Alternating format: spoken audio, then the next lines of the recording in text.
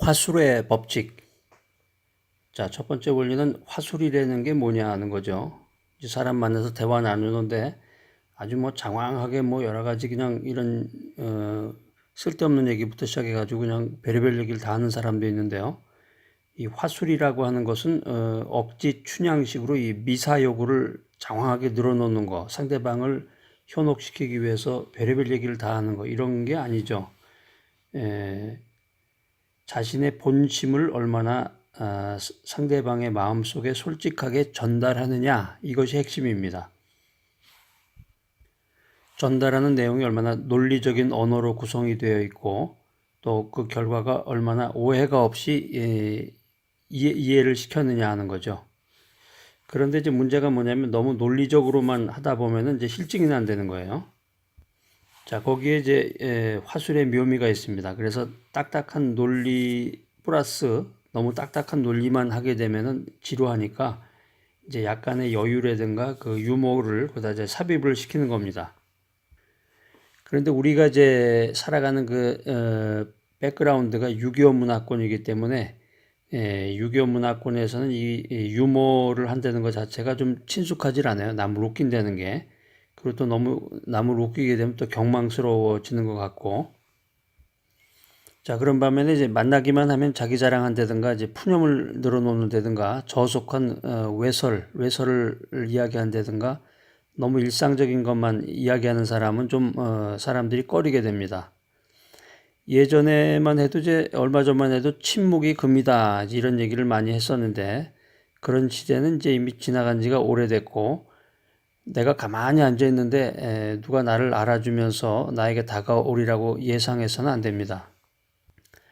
그러니까 사람 만났는데 입 꼭 다물고 있으면서 저 사람이 날 알아주겠지, 응? 이런 시대는 벌써 지나간 지가 오래됐어요. 그러니까는 가만히 앉아 있는 사이에 벌써 시간은 지나가 버리고 대화의 논제는 끝나 버리고 상대방은 내게로부터 받은 인상이 오해로부터 시작해서 오해로 끝나고 돌아가게 됩니다. 자, 이 강의를 들으신 여러분들은 어떻습니까? 여러분들은 말주변이 없는 사람입니까? 아니면 수다쟁이십니까? 자, 그래서 서구에서는 이제 아주 오래전부터 이 화술에 대한 연구가 집중적으로 대학에서도 이제 전공과를 중심으로 연구가 되어 왔는데 화술에는 이제 크게 나눠서 귀납법과 연역법이 있습니다. 귀납법, 연역법. 귀납법이라고 하는 것은 어떤 개개의 그 구체적인 사항으로부터 일반적인 명제나 법칙을 이끌어내는 거죠. 그 다음에 그 연역법이라고 하는 것은 일반적인 명제나 조합된 이론에 의해서 특수한 과제를 설명해내는 것, 이런 것을 가리켜서 연역법이다. 그래서 화술의 귀납법, 연역법 이렇게 두 가지가 있는데 귀납법적으로 설명을 하려면 이제 어떤 그 많은 사례가 필요해요. 연역법 같은 경우는 모두가 납득이 가는 전제를 먼저 이야기하고 그러니까 이 경우에는 뭐뭐다 이렇게 설명을 하게 됩니다. 자, 그 다음 원리는 독특한 것을 선택하라. 이 제스처라는 게 있습니다. 제스처. 미국 사람들이 제스처가 아주 유별난데 제스처는 의사 전달에 아주 큰 몫을 담당합니다. 제스처는 이 랭귀지를 대신한 이 상징의 역할을 하게 되죠. 그래서 언어로 부족한 표현을 보충해 주기도 한데 이 제스처를 쓰는 방법이나 습관이 나라마다 다르죠.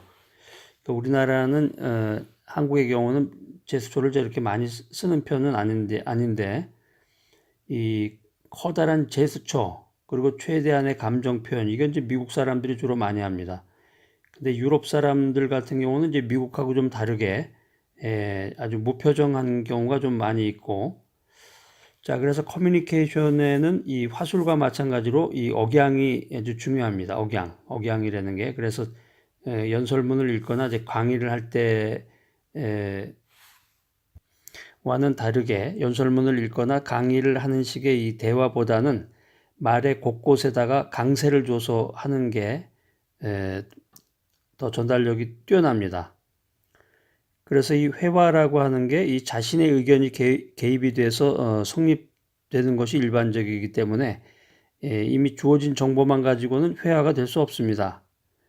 사람들이 나를 만나서 대화 나눌 때 사람들이 듣고 싶은 거는 어떤 그런 일반적인 거, 어떤 세상의 평균화된 논리나 주장 이런 게 아니라 TV 뉴스에 나오는 그 정도 수준, 이게 아니라 내 자신만의 어떤 스페셜한 의견이라는 거죠. 내 자신만의 독특한 거. 그래서 항상 사람을 만나고 대인관계를 갖고 서로 대화를 나눌 때는 마음속에 일반적인 사고방식을 버리자, 이런 어떤 다짐이 있어야 됩니다.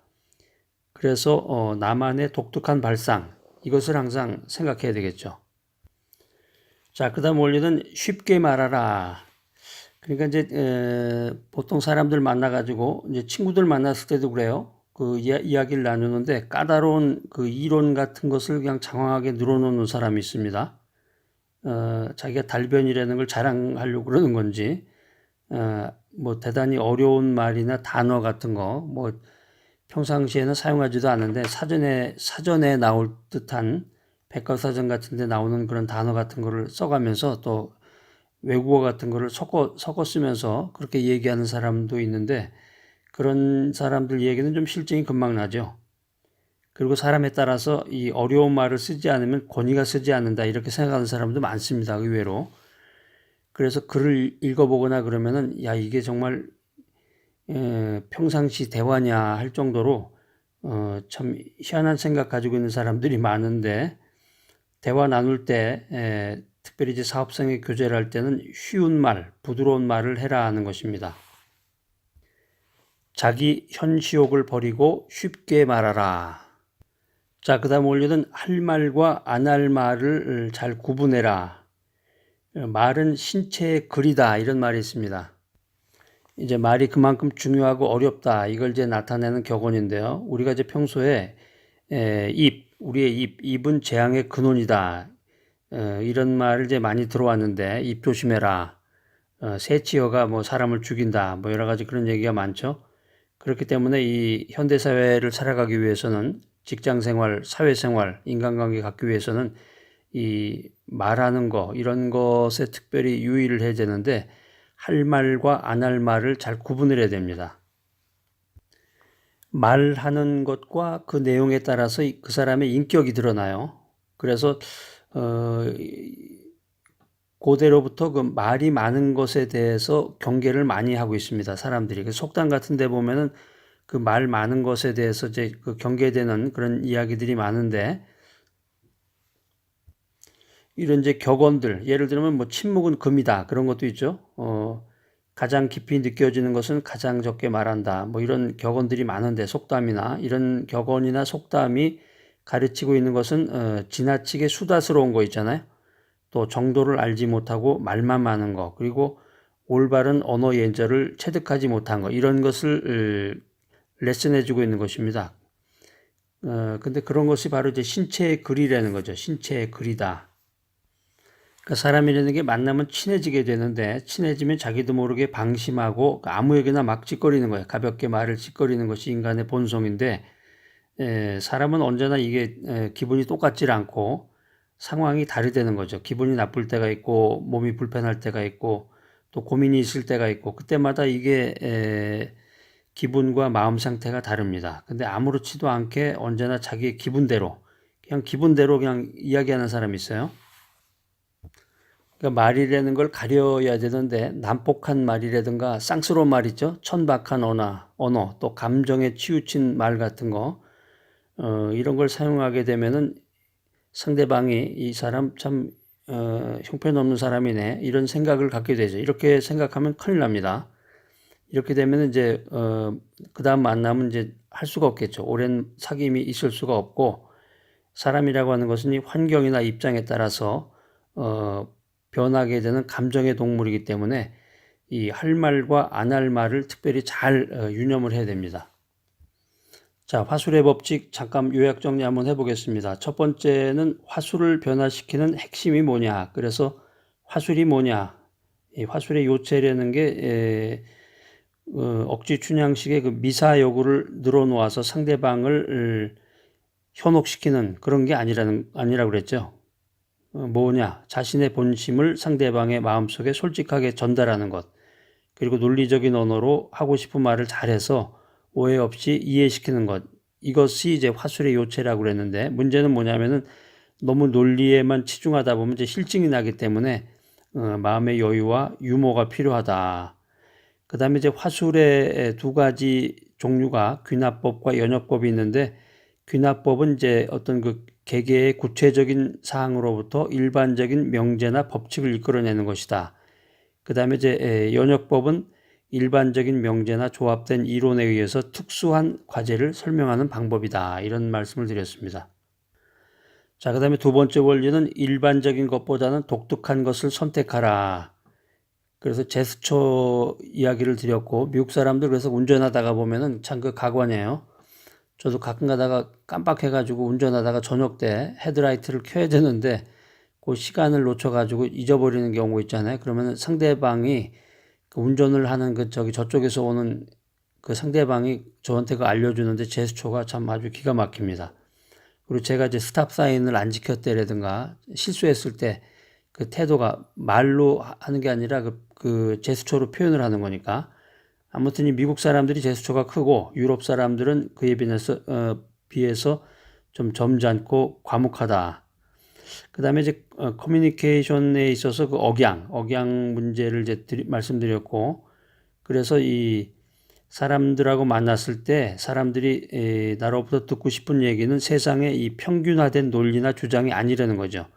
나만의 독특한 의견이라는 거예요. 그래서 내가 이제 항상 사람 만나거나 사회생활 할 때는 일반적인 사고방식을 버리자, 이런 다짐을 가져야 된다는 것입니다.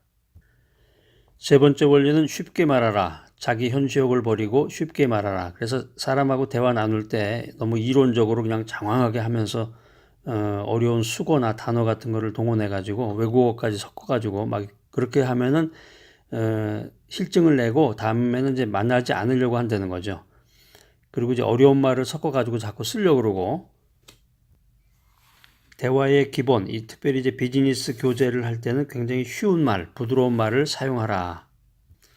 자, 네 번째 원리는 할 말과 안 할 말에 유념하라는 거예요. 그래서 말은 신체의 글이다라는 겁니다. 자, 그래서 고대로부터 어떤 속담이나 격언의 주요 내용은 지나치게 수다스럽게 말하지 말아라는 거죠. 정도를 알지 못하고 말만 하지 말아라. 올바른 언어 예절을 체득하라 하는 거예요. 그거를 이제 신체의 글이라고 하는데, 사람하고 만났을 때 어떤 난폭한 언어라든가 천박한 언어, 또 감정에 치우친 언어, 이런 것은 절대로 사용하지 말고 상대방이 나를 형편없는 사람이로구나, 이런 생각을 갖게 하면 안 된다는 거예요. 자, 오늘 화술의 법칙입니다. 그래서 여러분들 사람 만나고 대인관계 갖고 사회활동하면서 어떻게 말할 것인가, 이걸 잘 준비하고 조리 있게 말하고 마음의 여유를 가지고 유머를 섞어서 부드럽게 말함으로써 좋은 평가를 받고 또 탁월한 사회인으로 모두가 성공하는 여러분 모두가 되시기를 바랍니다.